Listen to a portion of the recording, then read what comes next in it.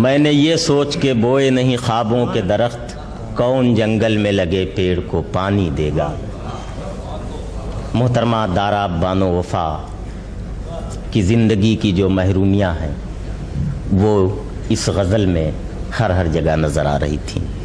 محترمہ کی اس غزل کے بعد آئیے اس شاعر سے میں درخواست کرنے جا رہا ہوں جس کا نام پورے ہندوستان میں اس وقت ضرب المثل کی طرح سے مشہور ہوتا جا رہا ہے، یعنی ڈاکٹر بشیر بدر۔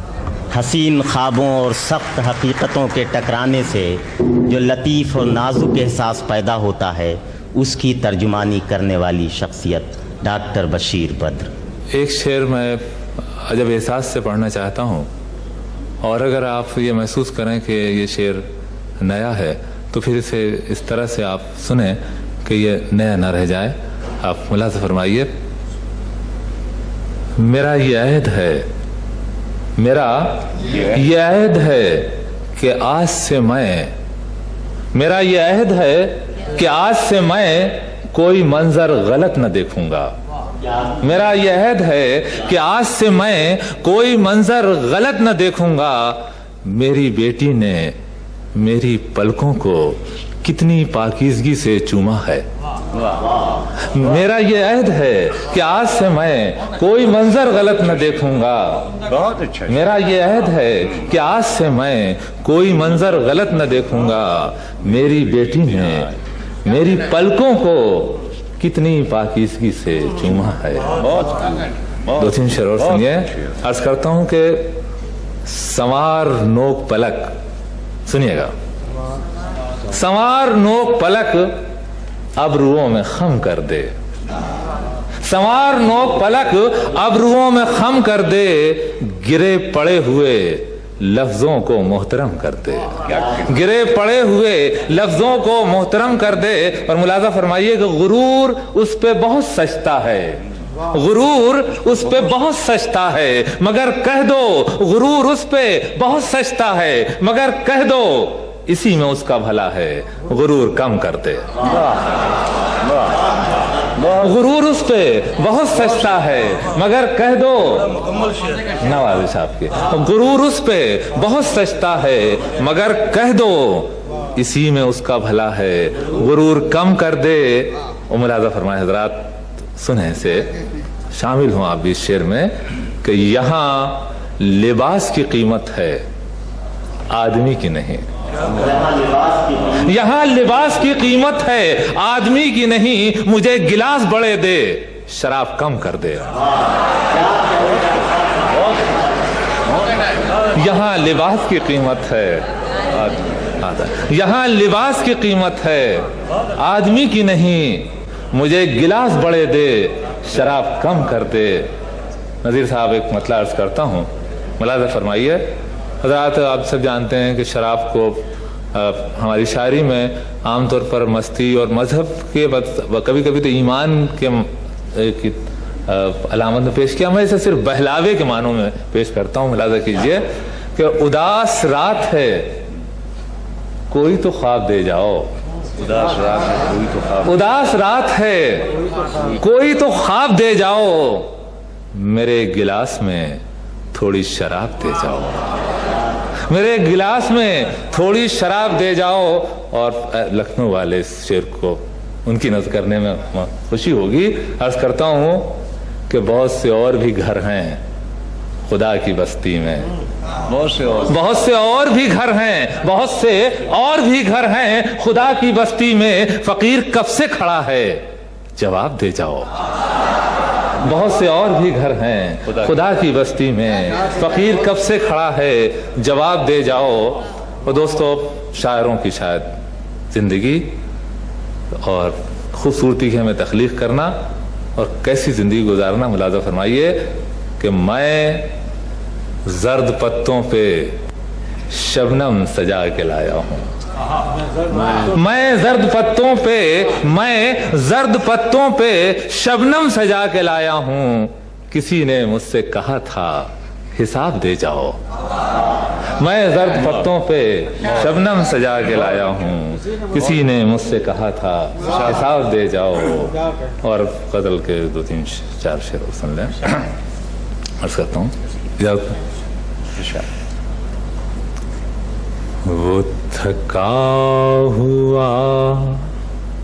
وہ تھکا ہوا میری باہوں میں ذرا سو گیا تھا تو کیا ہوا. وہ تھکا ہوا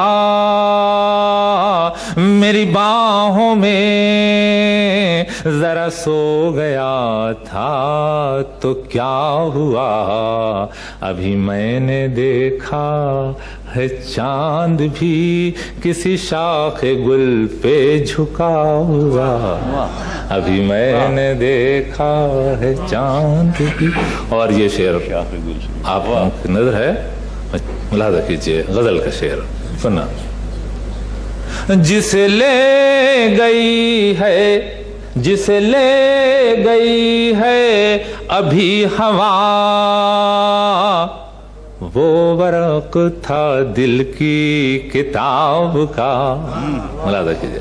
جسے لے گئی ہے ابھی ہوا، وہ ورق تھا دل کی کتاب کا. کہیں آنسوؤں سے مٹا ہوا، کہیں آنسوؤں سے لکھا ہوا. کہیں آنسوؤں جسے لے گئی ہے ابھی ہوا، وہ ورق تھا دل کی کتاب کا. کہیں آنسوؤں سے مٹا ہوا، کہیں آنسوؤں سے. کئی میل ریت کو کاٹ کر کوئی موج پھول کھلا گئی. کئی میل ریت کو کاٹ کر کوئی موج پھول کھلا گئی. کوئی پیڑ پیاس سے مر رہا ہے ندی کے پاس کھڑا ہوا. کوئی پیڑ پیاس سے. مجھے ہاتھ